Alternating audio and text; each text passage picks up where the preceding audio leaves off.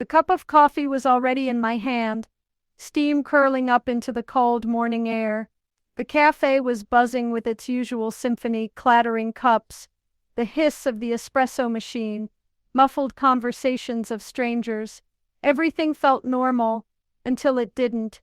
Out of nowhere, a boy appeared. His clothes were ragged, his face smudged with dirt, and his eyes, oh, his eyes carried a depth no child his age should have known. He looked right at me, his voice trembling but firm. "Don't drink that coffee. It's first." I froze. My mind raced. Who was he? Why would a homeless boy, a stranger, stop me like that? People around us barely noticed. Some looked at him with the usual mix of pity and annoyance. Others just ignored him completely. But something about the urgency in his tone, the way his voice cracked like it carried more weight than his small body could hold, made my heart skip a beat. I forced a smile, half confused, half irritated. "Why not?" I asked him, lifting the cup slightly, as if to prove my point. His eyes widened, pure panic, and he shook his head violently. "Please," he whispered, almost begging now, "don't drink it. Not here, not now." I stared at the cup in my hand.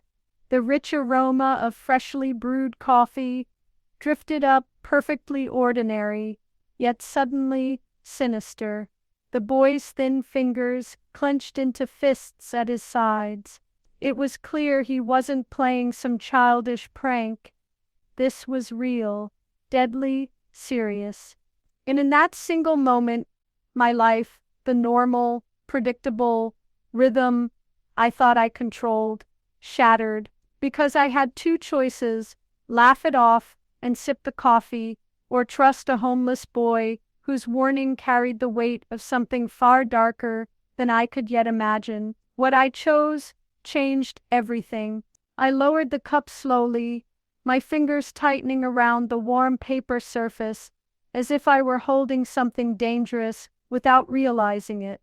The boy's eyes never left me, wide, unblinking, filled with a strange mix of fear and determination. People around us barely paid attention. One woman sighed loudly, muttering, "These street kids will say anything for attention." A man at the corner table chuckled, shaking his head. The barista glanced up, but quickly looked away, too busy foaming milk for another order. But me? I couldn't ignore him. "Why shouldn't I drink it?"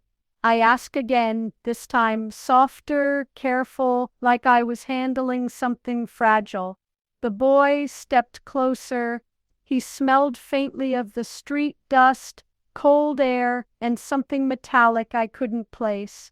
His voice dropped to a whisper. "Because it's not what you think. Someone put something in it." The words sent a shiver crawling down my spine. I glanced at the cup again. Ordinary coffee, ordinary steam, but suddenly it felt like a trap sitting in my hand. I laughed nervously, trying to keep my voice steady. "What are you talking about? You can't just—" Before I could finish, he reached forward, snatching the cup from my hand so quickly I didn't even react in time. He bolted to the corner of the cafe, his thin body shaking as he set it down carefully on the floor, like it was poison. Gossip erupted around us. "Hey, give that back!" someone shouted from another table. "Call the manager," another muttered. But I wasn't angry. I was frozen, because the boy didn't look guilty. He looked relieved. That's when I noticed something strange. At the far side of the cafe, near the door, a man in a dark jacket had been sitting with his laptop open, I hadn't paid him any attention before, just another customer lost in his work. But the moment the boy took my coffee, the man's head snapped up, his eyes narrowed, locked on me, and in the space of a heartbeat, his calm mask cracked, his jaw tightened, his hands curled into fists. Then, just as quickly, he grabbed his laptop, stuffed it into a bag, and walked briskly out the door without even finishing his drink. The boy saw him too. His face went pale. He looked at me, whispering again. "Do you see? He was watching. He was waiting for you to drink it." My throat went dry. The world around me, the hum of the cafe, the smell of pastries, the chatter of strangers, blurred into nothing. All I could see was the trembling boy, the untouched coffee on the floor, and the shadow of the man who had just disappeared into the street. That was the moment I realized this wasn't a joke, this was real. And I had just stepped into something far more dangerous than I could imagine. The cafe had grown uncomfortably silent, or maybe it was just in my head. My heart pounded so loudly that it drowned out the ordinary sounds around me.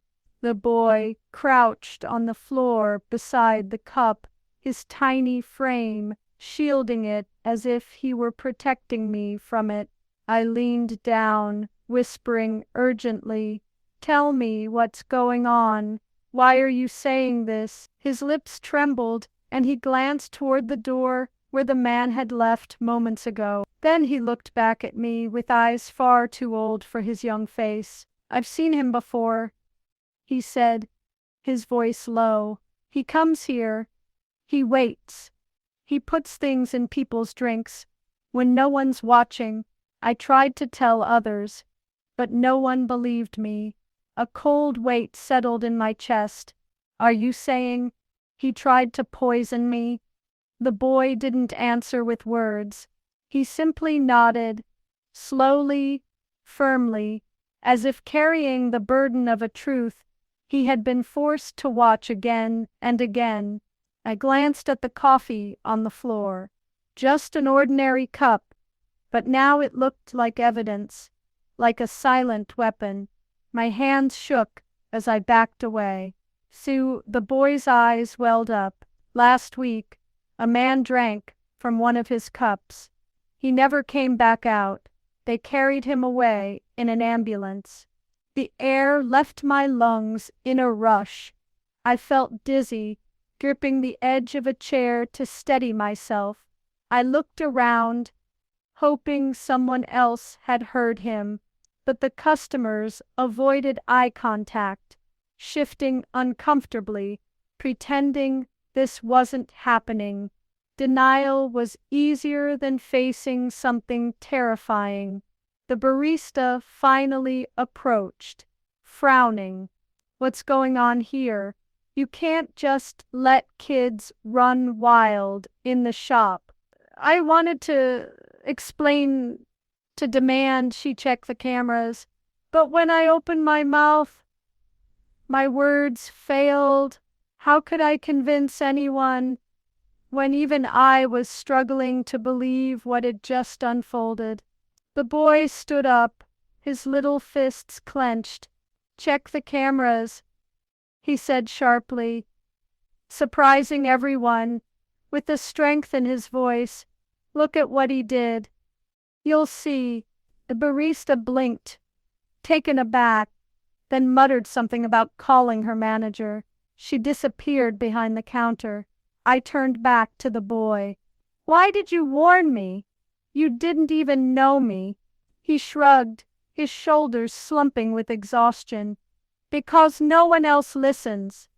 And because he hesitated, biting his lip before whispering, "You looked kind. I didn't want you to get hurt like the others." His words broke something inside me.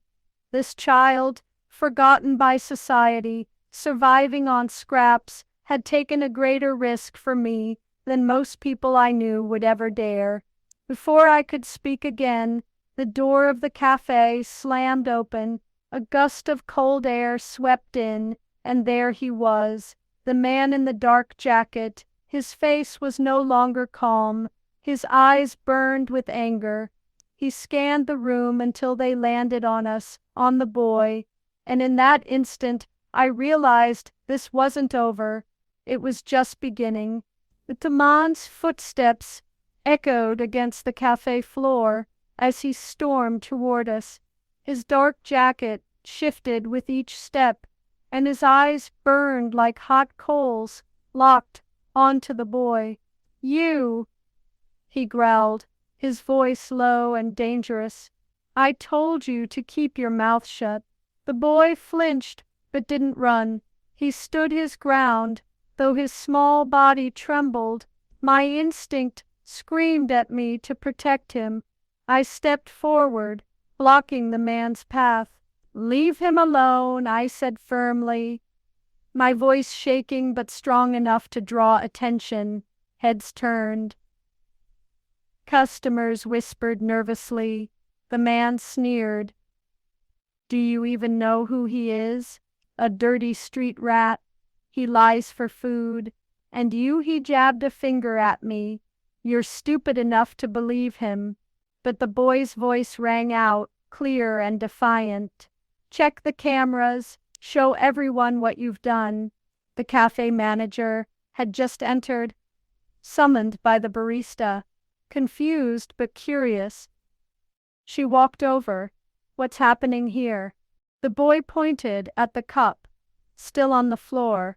His voice cracked, but his words carried weight. "He put something in it. I saw him. Please, just check your cameras." For a tense moment, silence hung heavy in the air. The man shifted uncomfortably, his jaw tight. "This is ridiculous." But your manager raised a hand.